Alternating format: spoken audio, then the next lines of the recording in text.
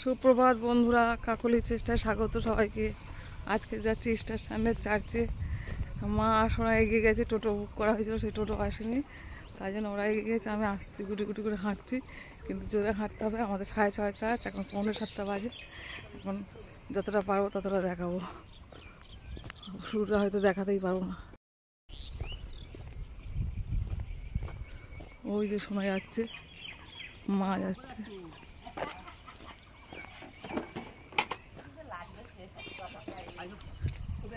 চার্চে ছোট ঠাকুমার সঙ্গে প্রথম দেখা হয়নি না, পেছন দিতে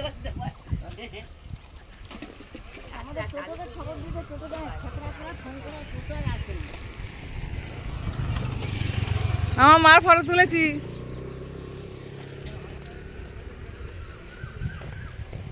মার ফটো হাঁটতেই এতটা হাঁটতেই পারবো না। ভালো আছি, তুমি ভালো আছো? ভালো আছো? হ্যাঁ, বাবু ভালো আছিস? তাকে দিয়ে বাড়ি চলে এলো।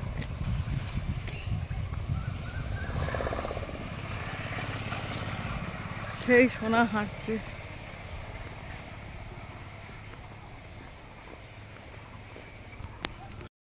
মা আর আমি শোনা যাচ্ছি গুড় করে।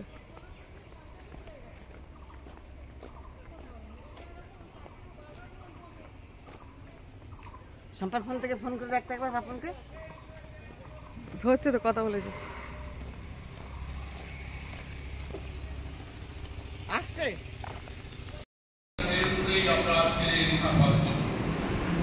চার্চে ঢুকলাম।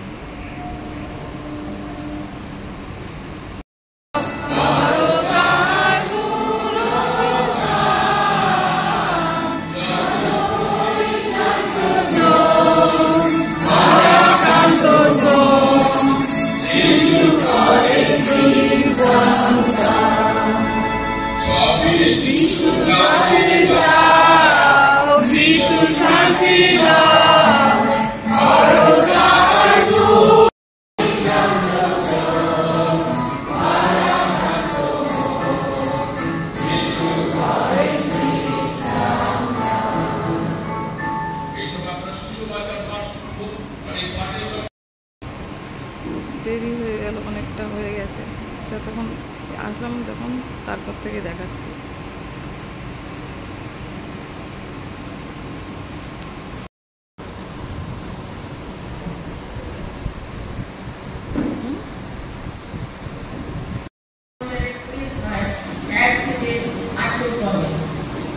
সুসমাচার পাঠ, দুর্নীতি সুসমাচার 20 অধ্যায় 1 থেকে 18 পদ।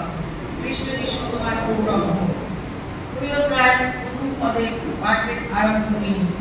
সপ্তাহের প্রথম দিন প্রত্যুষে অন্ধকার থাকিতে থাকিতে মহাপ্রেমী মনোহর কবরের নিকটে যান, আর দেখেন কবর হইতে পাথরখানি সরানো হইয়াছে। তখন তিনি দৌড়িয়া সিমোন পিতরের নিকটে এবং যিশু যাহাকে ভালোবাসিতেন সেই অন্য শিষ্যের নিকটে আসলেন, আর তাহাদের বলিলেন, লোকের মধ্যে কবর হইতে তুলিয়া রাখিয়া গিয়াছে, তাহাকে কোথায় রাখিয়াছে আমরা জানি না। অতএব পিতর ও সেই অন্য শিষ্য বাইর হইয়া কবরের নিকটে যাইতে লাগলেন।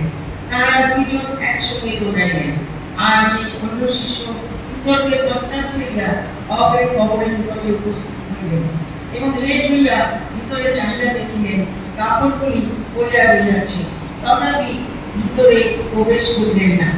সিমোন পিতরও তাহার পশ্চাৎ পশ্চাৎ আসলেন, আর তিনি কবরে প্রবেশ করিলেন এবং দেখিলেন কাপড়গুলি পড়িয়া রহিয়াছে, আর যে রুমালখানি তাহার মস্তকের পড়েছিল তাহা সেই কাপড়ের সহিত নাই, স্বতন্ত্র এক স্থানে লুকাইয়া রাখা হইয়াছে।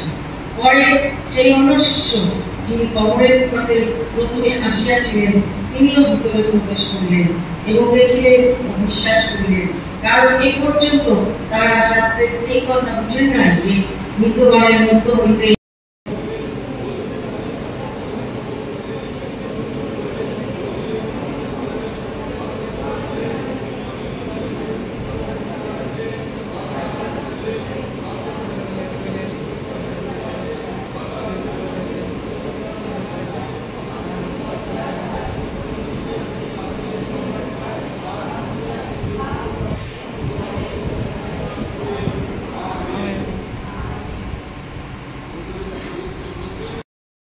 কোথায় পাবো?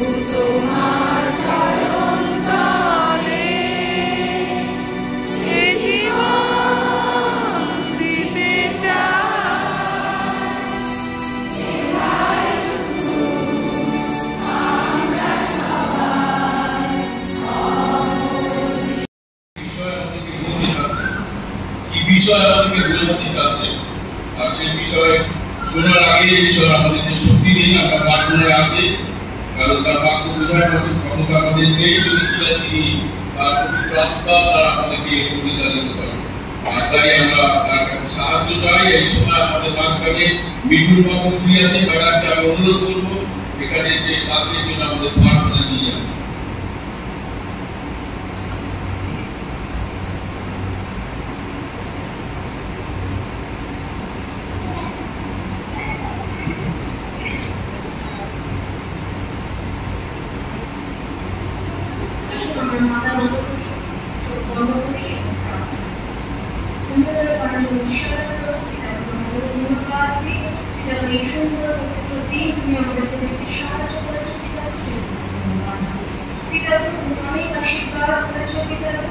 এখন আমরা সেই তোমার বাক্যকে শুনতে চলেছি পিতা, আমাদের প্রত্যেককে আশীর্বাদ কর পিতা। তোমার যে সন্তান সেই বাক্যকে আমাদের সামনে তুলে ধরবে পিতা, তাকে শক্তি দিও পিতা, সেটা তোমার সেই বাক্যকে আমাদের সামনে সুন্দর বলতে পারি এবং আমরা যেন সেই বাক্যকে আমাদের হৃদয়ে গ্রহণ করতে পারি পিতা। আমরা যেন আমাদের জীবন দিয়ে সেই বাক্যকে মেনে চলতে পারি। তুমি আমাদের প্রত্যেককে আশীর্বাদ করো। এই ছোট্ট প্রার্থনা যিশুর নামে চাই।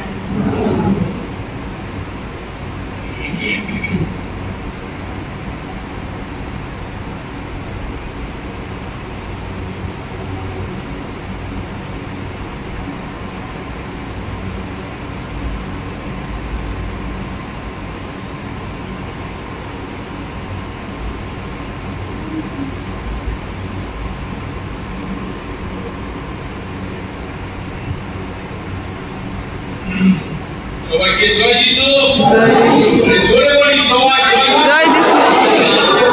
যিশু জয় জড়িত একটা গান নেবে, এটা আমাদের কাছে সবচেয়ে আজকে যদিও নয়, আজ থেকে 2025 বছর আগে প্রভু এই পৃথিবীতে তিনি পুনরুত্থিত হয়েছিলেন, মৃত্যুর সমস্ত শক্তিকে পরাস্ত করে তিনি জীবন নিয়েছেন। এটা আমাদের কাছে বিশ্বাসের কাছে বিশাল ব্যাপার।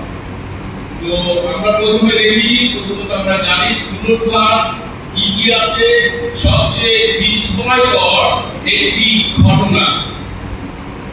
যিশুর পুনরুত্থান খ্রিস্ট বিশ্বাসীদের প্রধান বিশ্বাসের ভিত্তিমূল।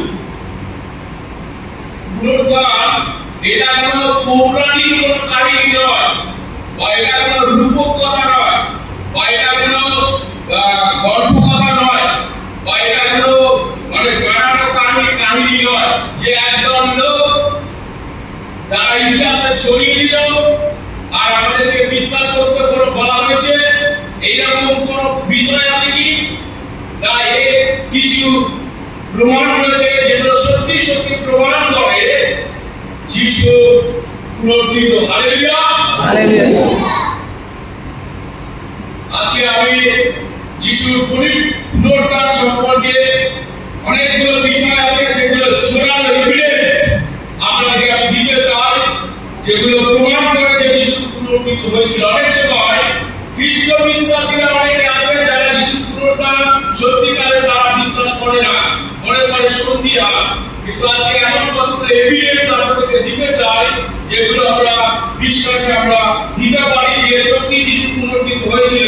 আমাদের দ্বিধা দ্বন্দ্ব দূর হবে। আমার কাছে সময় থাকলে অনেকগুলো বিষয় বলতাম, কিন্তু আমি 3 থেকে 4টি বিষয় আপনাদেরকে বলবো ছোট করে, যে প্রমাণগুলো আমাদেরকে প্রমাণ করে যে যিশু পুনরুত্থিত হয়েছিল।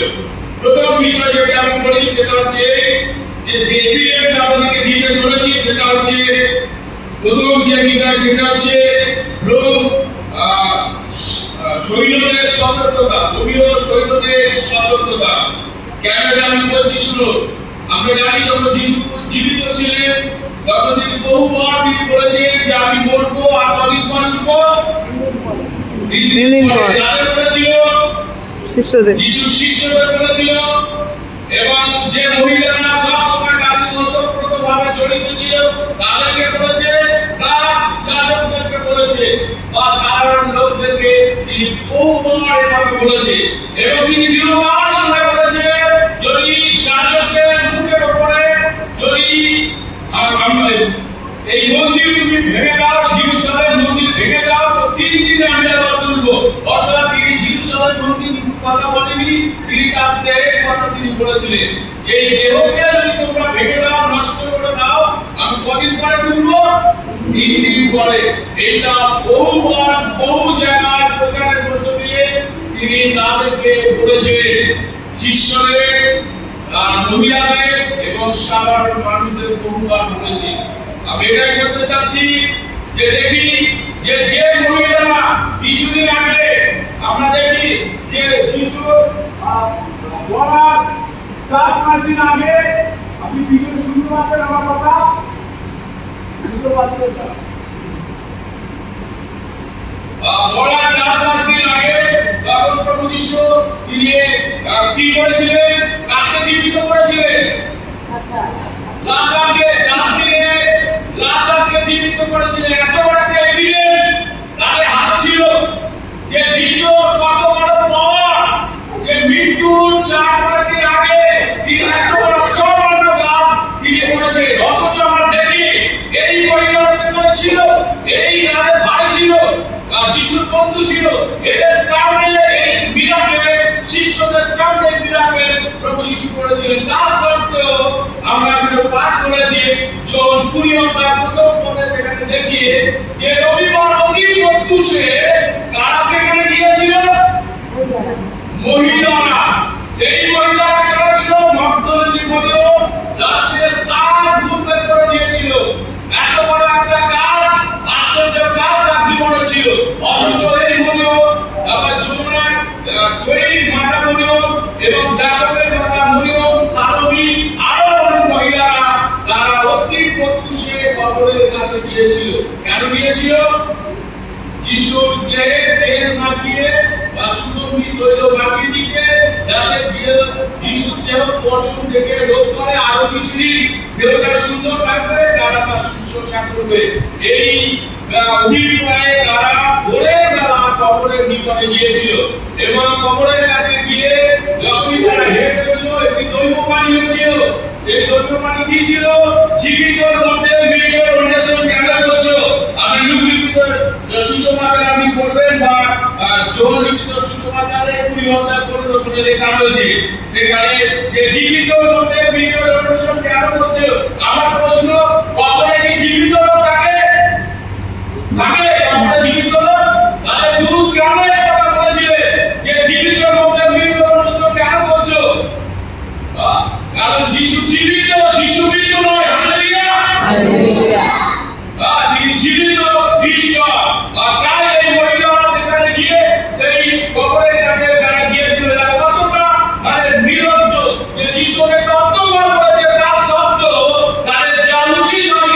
যে যিশুর কবর আমি দেহকে সুগন্ধিত করিল না লাগাবো। আমরা অনেক সময় অনেক খ্রিস্টান আছি, যিশুর অনেক উপকার পাই, ওই জন্মদিন পাই বা করি, তারপর আমরা তাকে ভুলে যাই তার পরাক্রম তার ক্ষমতা সম্পর্কে। আর এই মহিলারা তাই ছিল, তারা যখন দেখেছে আসতে তখন বিশ্বাস করতে নিরপেক্ষতার ইতিহাস, ধর্ম নিরপেক্ষতার ইতিহাস। আমরা মনে করি খ্রিস্টানরা যে যিশুর পুনরুত্থানের কাহিনী শুধুমাত্র বাইবেলে লিপিবদ্ধ আছে। আপনি আজকে জেনে যান শুধু বাইবেলে যিশুর পুনরুত্থান কাহিনী লিপিবদ্ধ হয়নি, ধর্ম নিরপেক্ষতার ইতিহাসগুলোতেও সেই যিশুর পুনরুত্থান কাহিনী লিপিবদ্ধ হয়েছিল। যে লিখেছিল একজন ইতিহাসবিদ যার নাম ছিল জোসেফাস। তিনি একজন ইতিহাসবিদ ছিলেন, শুধু ইতিহাসবিদ ছিলেন না, তিনি একজন ইহুদি পণ্ডিত ছিলেন এবং তিনি খ্রিস্টান ছিলেন। তিনি তার ইতিহাস বইতে যিশুর পুনরুত্থান সংবাদ একজন খ্রিস্টান হয়ে সেটা লিখেছিল, কোনো খ্রিস্টান নয় যে বানিয়ে সেটা লিখেছিল, তিনি সেটা লিখেছিলেন। এবং যে রেকর্ড করেছিল, একজন রেকর্ড করেছিলেন, তার নাম হচ্ছে টমাস অন, যিনি সেইগুলো রেকর্ড করেছিলেন। আর যিনি ছিলেন রোমের একজন ইতিহাসবিদ। তিনি কি করেছিলেন যে যিশুর এই পুনরুত্থান কাহিনী ওই রোমের ইতিহাসে বা ইতিহাস পুস্তকগুলিতে তিনি লিপিবদ্ধ করেছিলেন, কারণ তিনি একটা বড় ইতিহাসবিদ ছিলেন। এই সাক্ষ্যগুলো প্রমাণ করে যে যিশু তিনি পুনরুত্থিত হয়েছিলেন। আমি আরো তিনজন ইতিহাসবিদের নাম বলবো যাদেরকে যারা টপ ইতিহাসবিদ ছিলেন। তাদের নাম হচ্ছে যে তিনজন ইতিহাসবিদের নাম হলো, আরো অনেকে ছিল, আমি তাদের মধ্যে তিনজনের নাম বলছি, আপনি মন দিয়ে শুনুন। হচ্ছে ফ্রান্স মরিসাস, লিক জোরেবন আর জোসেফ ম্যাকডোয়ে। এই তিনজন এরা মানে কি ছিল, ইতিহাসবিদ ছিলেন। এরা তিনজনে ইতিহাসবিদ ছিলেন। আর তারা মনে করতো, তারা এটাই বলতো, তারা নাস্তিক ছিল, ধর্ম তারা তো বিশ্বাস করতো না। ধর্ম মনে করতো এটা মানুষের বানানো একটা কথা। বা যিশুর এই যে বাইবেলের যে কথাগুলো, যিশুর যে পুনরুত্থান, এটি একটি কাল্পনিক, এটা একটি কাল্পনিক ঘটনা। আর এর কোনো ভিত্তি নেই, এটা অবাস্তব এবং এটা অকল্পনীয়, এর কোনো ভিত্তি নেই। আর তারা মনে করতো, আর সেই জন্য তারা খ্রিস্টান ধর্মকে এই পুনরুত্থানের কাহিনীকে মিথ্যে প্রমাণ করার জন্য বহু চেষ্টা তারা করেছে।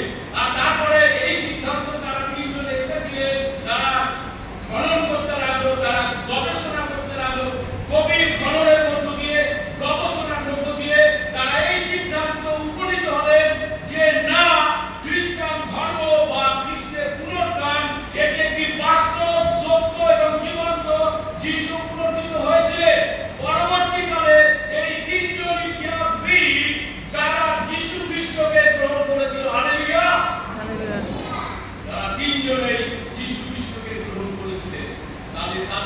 তারা এভিডেন্স, তারা প্রমাণ দিয়েছে যে যিশু পুনরুত্থিত হয়েছিল এবং ইতিহাসে সেগুলো তারা লিপিবদ্ধ করেছিল। আমি আরেকটি পয়েন্ট বলে শেষ করবো, আপনাদের সময় কম আছে।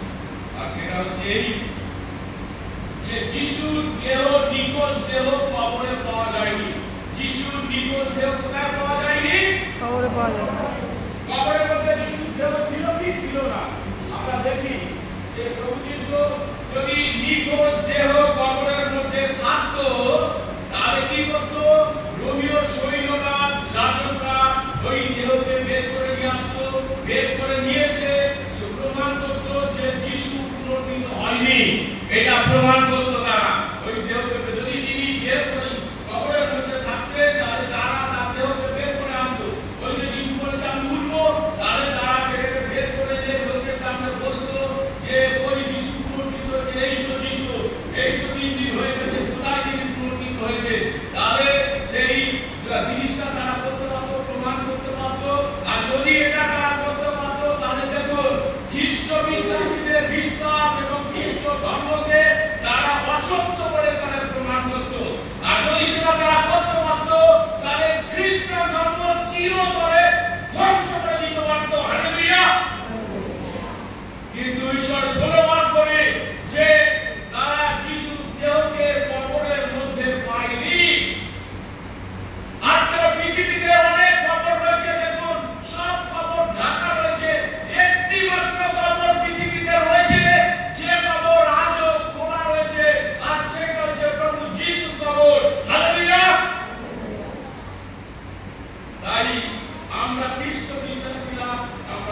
এই সত্যের উপরে দাঁড়িয়ে থাকবো যে প্রভু যিশু সত্যি সত্যি তিনি প্রকৃত হয়েছিলেন। আমাদের মধ্যে যদি দ্বিধাদ্বন্দ্ব থাকে তাহলে আমরা আজকে ছেড়ে করবো না। খ্রিস্ট তিনি পুনরুত্থিত হয়েছে, এটা কোনো কল্পনা না, এটা কোনো রূপক কথা না, এটা কোনো গল্প কথা না, বা এটা কোনো কেউ লোক ছড়িয়ে দিয়েছিল আর আমাদেরকে বিশ্বাস করতে বলা হচ্ছে, এরকম কোনো বিষয় নয়। ঈশ্বর আমাদেরকে আশীর্বাদ করুন যাতে সত্য আমরা দাঁড়িয়ে থাকতে পারি। আমরা স্থানীয় মন্ডলীর বিজ্ঞাপন শুনি।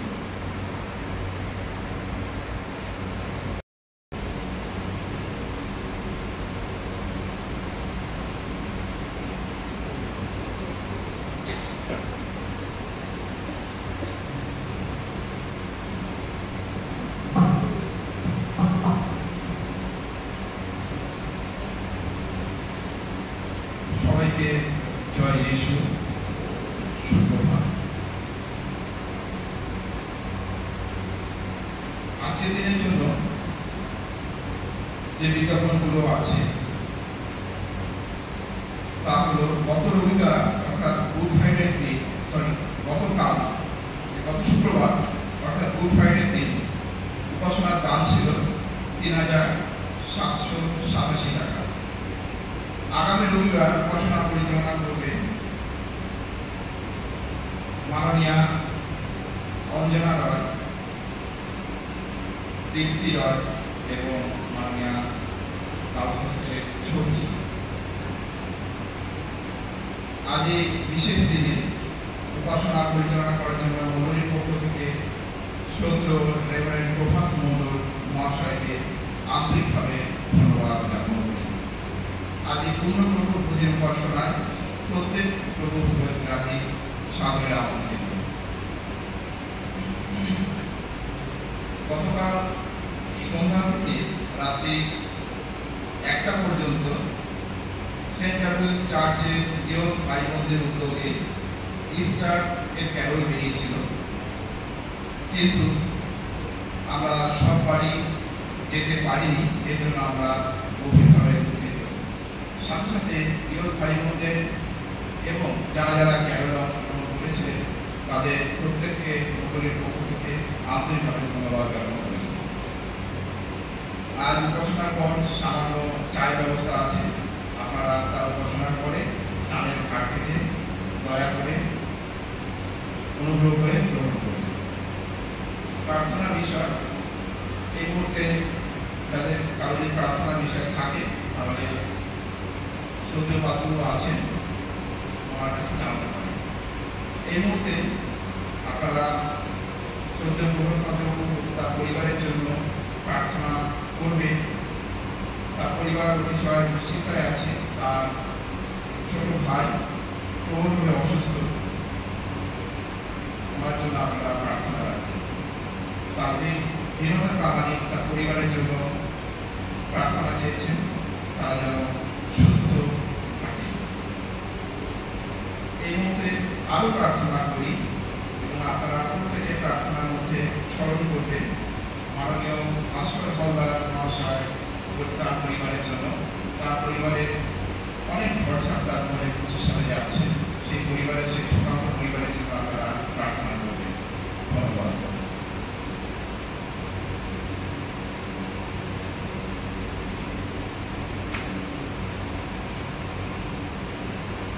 সুন্দর বিজ্ঞাপনের জন্য আমরা সম্পাদক মহাশয়কে ধন্যবাদ জানাই। আর এই সময় আমরা পূর্ববর্তী যে বই আছে সেই বই আমরা পূর্ব 14 পৃষ্ঠা কবি তোমার সুস্থ শক্তি দিয়ে তোমার ঈশ্বর প্রভুকে প্রেম করবে, এটি প্রথম আজ্ঞা। আর দ্বিতীয়টি এই তোমার প্রতিবেশীকে আপনার মতো প্রেম করবে, দ্বিতীয় আজ্ঞা থেকে বড় আজ্ঞা এই দুটো না।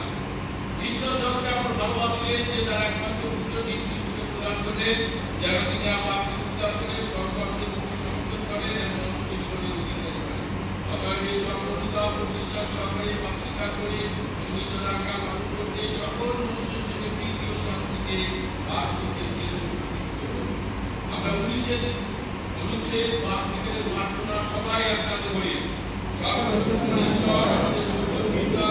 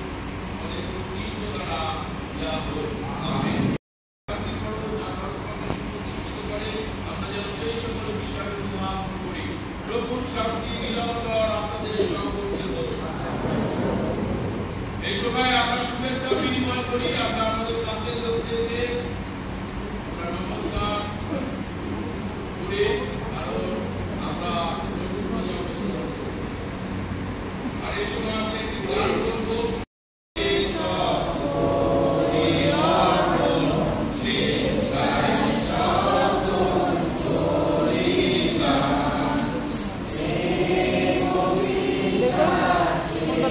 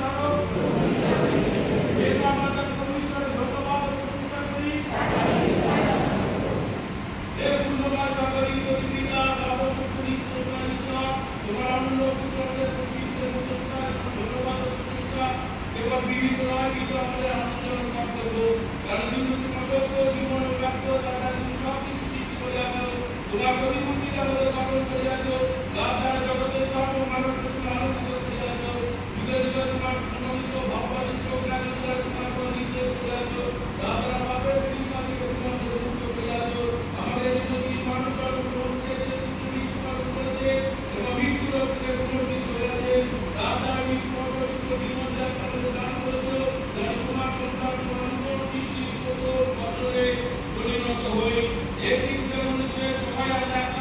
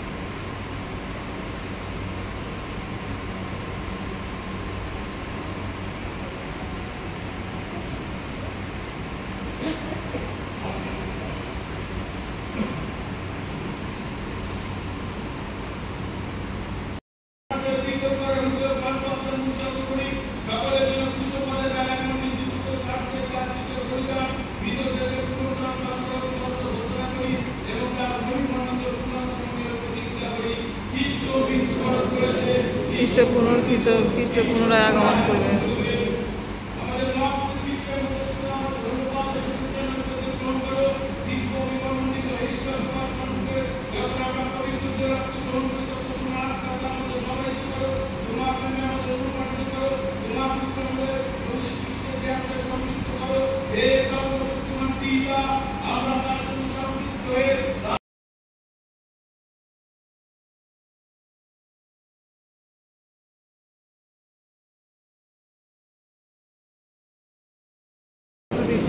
তোমার নাম ধরে মানো, তোমার চাই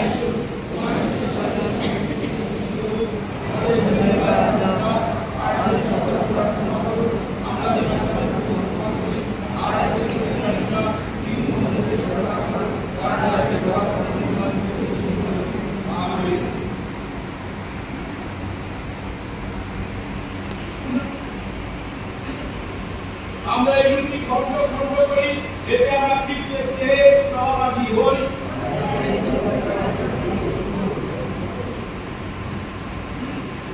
আমরা এই পাঠপত্র উৎসর্গ করি, এতে আমরা খ্রিস্টের রক্তের সহভাগী হই।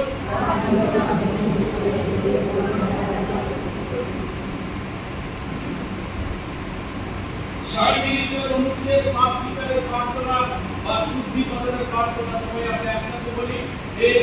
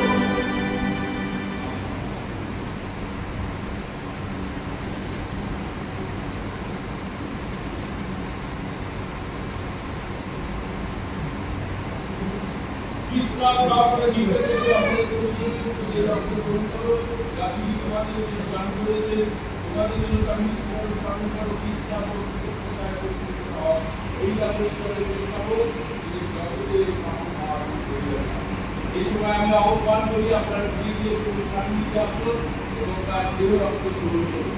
এই সময় গান করব 433 সংখ্যার গান ওরা প্রভু রক্ত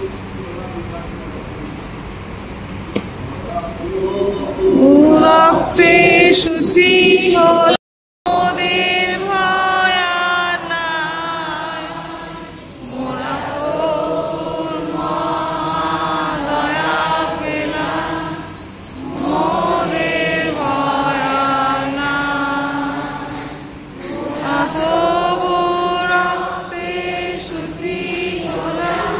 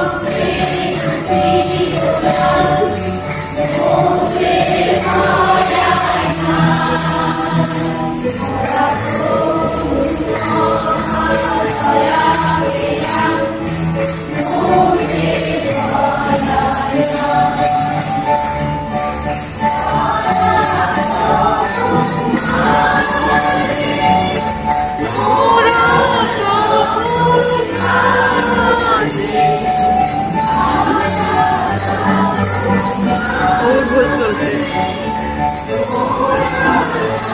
চলছে।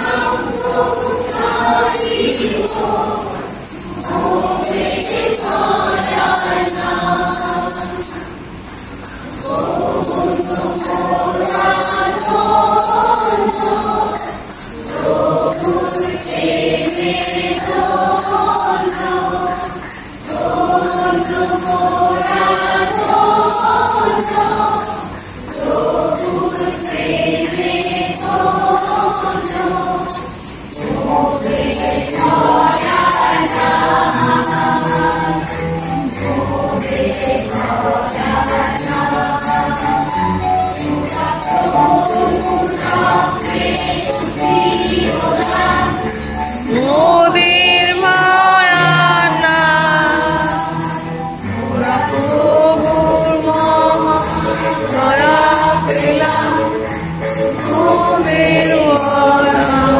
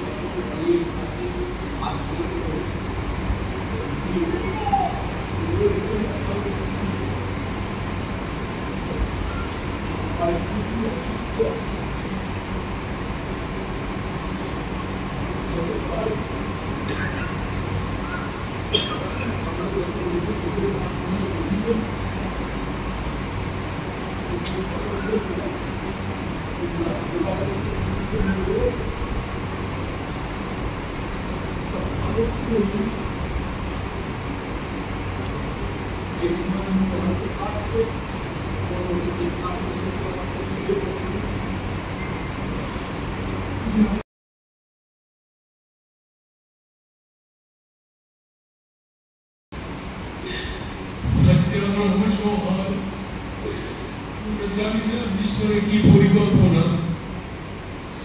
ঈশ্বর চলে আমরা ছোট ভাই আমরা খুব ভালোবাসি ওকে, ও আমাদেরকে খুব ভালোবাসে, আর তাই আমরা পরিবারের সবাই ব্যথিত।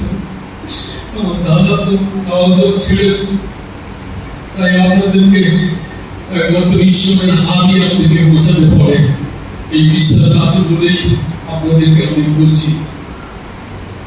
দয়া করে নিজে নিজে যখন প্রার্থনা বসবেন ওকে আপনারা স্মরণ করুন, যেন ঈশ্বর আপনাদের প্রার্থনা উত্তর দেন এবং ওকে আরো কিছুদিন সুযোগ দেন তার পরিচর্যা করার জন্য। আসলে আমরা প্রার্থনা করি। মঙ্গলবার ঈশ্বর তোমাকে ধন্যবাদ দিন, আজকে তোমার সেই প্রবর্তিত দিন, এই দিনে তোমার কাছে আসতে আমাদেরকে সুযোগ করে দিয়েছিলে, তোমার বাক্য দিয়ে আমাদের পরিতৃপ্ত করলে এবং আজকে আমি তোমার কাছে অনেকবার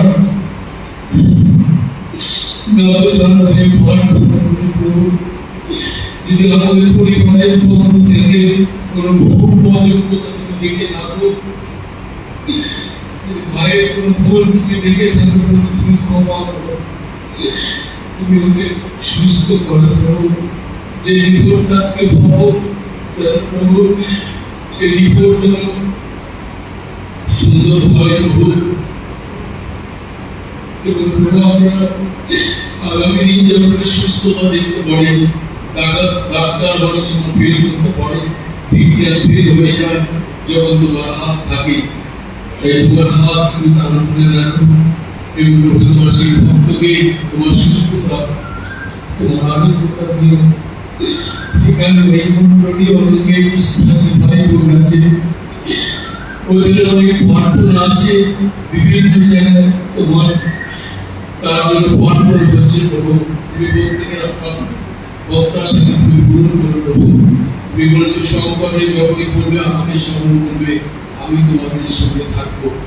আমরা মানুষ হিসাবে ছেড়ে দিতে পারি, তুমি ছাড়ো না প্রভু। তাই সেই বিশ্বাস প্রত্যাশা দিয়ে তোমার কাছে নিবেদন করে এই মন্ডলী যদি কেউ অসুস্থ পীড়িত থাকে, তুমি তাদের সুস্থতা দিও, তাদের সঙ্গে থেকো, আমাদের সমস্ত অযোগ্যতা ক্ষমা করো, যিশুর নামে চাই, আমেন। আমেন। এখানে মানব বুদ্ধিমতী ঈশ্বরের শান্তি আমাদের হৃদয় মনুষ্যরে তার পুত্র প্রভু খ্রিস্টের প্রেমে কানে সুস্থ রাখুন। সর্বশক্তি ঈশ্বর পিতা পুত্র পবিত্র আত্মার আশীর্বাদ, শান্তি, আনন্দ, সুস্থতা বিশেষ করে প্রভু আমার ভাইয়ের সঙ্গে এবং এই মন্ডলীতে যারা অসুস্থ পীড়িত আছে তাদের প্রত্যেকের সঙ্গে, এখানে যে শিশু বন্ধুরা আছে তাদের সঙ্গে এখন থেকে অনন্তকাল বিরাজ করুন। আমেন। আমরা সবাই উঠে দাঁড়াই, প্রশংসা দিই।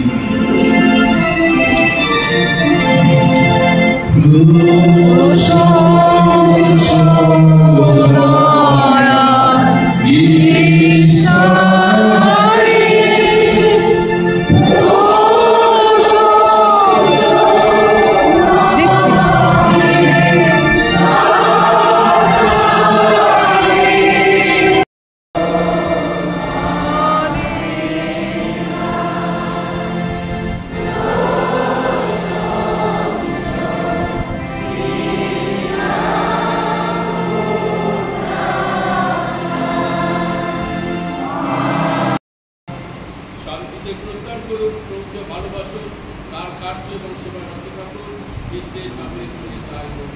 আমেন।